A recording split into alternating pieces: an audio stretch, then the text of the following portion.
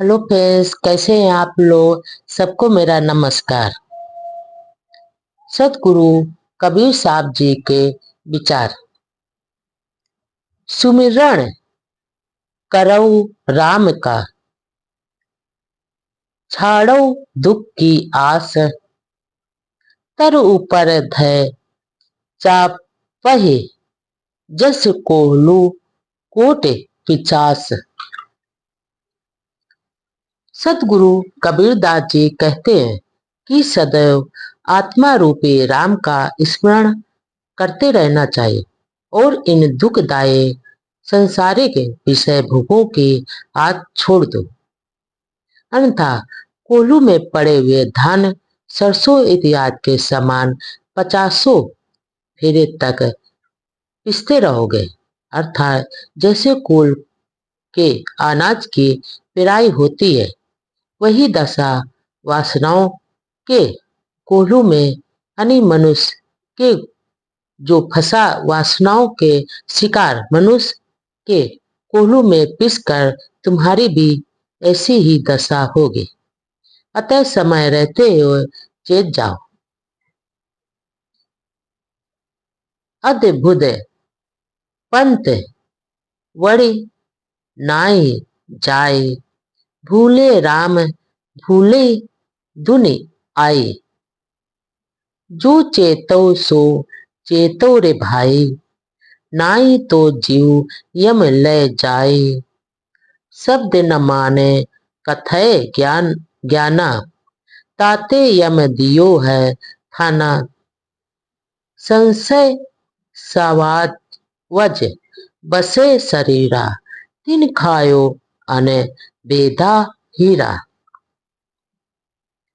आगे सदगुरु कबीरदास जी कहते हैं कि संसार में अनेक प्रकार के अद्भुत विचित्र संप्रदाय रहते हैं, जिनका वर्णन करना कठिन है।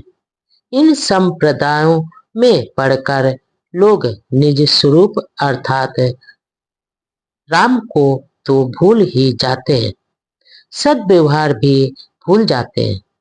इसलिए हे भाई, अगर जागना है तो जग जाओ, अन्यथा वासना रूपी यमराज संसार में पटक पटक कर तुम्हें मार डालेगा। सतगुरु कबीरदास जी कहते हैं, लोग वास्तविक ज्ञान निर्णय वचन को नहीं मानते, बल्कि परंपरागत शास्त्रों एवं सुनी सुनाई बातों पर ध्यान ज्यादा देते हैं और उन्हीं का ज्ञान ही प्रचारित करते रहते हैं। हमेशा सुनी सुनाई बातों का ज्ञान प्रचारित करते रहते हैं। और सदगुरु आगे जी कहते हैं, फिर लकीर के फकीर ही बने रहते हैं। इसलिए उनका मन अज्ञान एवं वासना रूपी यम का घर बन कर रह जाता है। आगे सतगुरु कबीरदास जी कहते हैं कि हे मनुष्य, हृदय में जो संशय रूपी पशु रहता है, उसी ने अखंड हीरा रूपी जीव को भ्रम में डालकर पथ भ्रष्ट कर दिया है। तात्पर्य यह है कि सबसे पहले अपने अंदर के विकार भ्रम को दूर करो। संशय सवज शरीर में, संग गई खेले जुआर। ऐसा घायल बापुरा, जीव ही मारे झारे। सदगुरु कबीरदास जी कहते हैं, मनुष्य के शरीर में जो संशय पशु रहता है, वही जीव के साथ मिलकर सदैव जुआ खेलता रहता है और जीव को जलाकर मार डालता है। अन्य हद अनुभव की करी आशा, ई विपरीत देखू तमाशा। ई है तमाशा देखू रे भाई, जहाँ सुन तहाँ चल जाए। सुने ही बचे सुनाई गाऊ, हाथा छोड़ी विहाथा भऊ संशय सवाज सकल संसारा काल आ हेरी साज सकारा। सतगुरु कबीरदास जी कहते हैं कि हे दृष्टा, यह तमाशा तो देखिए कि संशय ग्रस्त संसारी जीव सब निसंशय करने वाले सत्संग से विमुख होकर अन्य हद जिसका कोई हद नहीं है कि अनुभव की आशा करते रहते हैं, अर्थात मानव मस्तिष्क में काल्पनिक इनकार संक भेरी सहनाई आदि बारह प्रकार के पापों के कल्पना करता है और उसे ही ब्रह्म ध्वनि मानकर सच्चा अनुभव समझकर समझता रहता है। इसी से हठ योगी मोक्ष की आशा करता है, परंतु अपने वास्तविक स्वरूप को छोड़कर शब्द रस में उलझना कहाँ तक उचित है।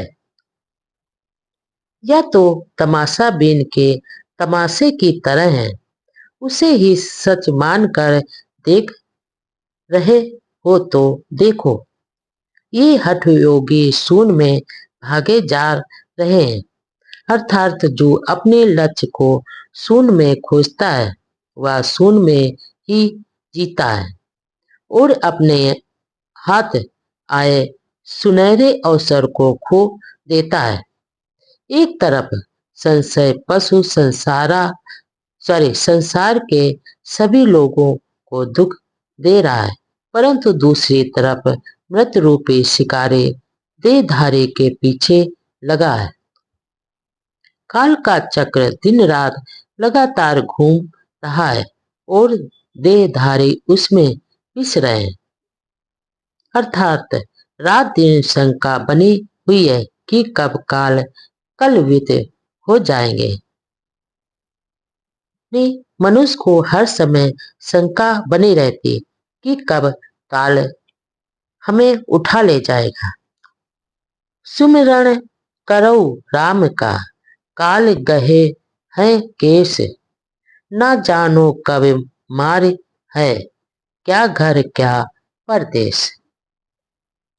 सतगुरु कबीरदास जी कहते हैं कि हे मनुष्य, तू सारा परपंच छोड़कर आत्मा रूपी राम का ही भजन कर और सावधान हो जा, क्योंकि तेरी चोटी को काल ने पकड़ रखा है और तू घर में रहे या परदेश में, पता नहीं कब कहाँ काल अपना ग्रास बना ले। इसलिए भागना और भय करना बेकार है।